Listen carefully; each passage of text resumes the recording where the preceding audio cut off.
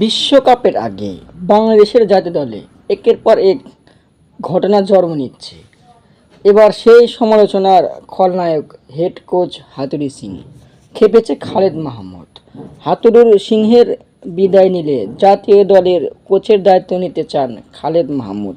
হঠাৎ কেন এত চটে গেলেন তিনি? বিস্তারিত জানতে শুরু থেকে শেষ পর্যন্ত ভিডিওটি শুনুন। অভিযোগ তুলেছেন হাতুড়ির স্বৈরাচারী আচরণ।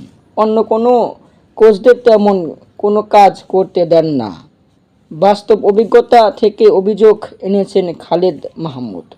এবার টি-20 বিশ্বকাপের পর হাতুড়ুর সাথে চুক্তিও নবায়ন করবে না বিসিবি। এমন গুঞ্জন সত্য হলে বিশ্বকাপের পরই জাতীয় দলে হেড কোচ হতে চান খালেদ মাহমুদ।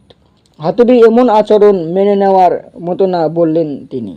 দর্শক, গুঞ্জনই যদি সত্যি হয়, তাহলে আপনারা পরবর্তী হেড কোচ হিসেবে কাকে দেখতে চান? কার নেতৃত্বে টাইগাররা আবারও জ্বলে উঠবে বিশ্বকাপ মঞ্চে? কমেন্টের মাধ্যমে জানিয়ে দিন।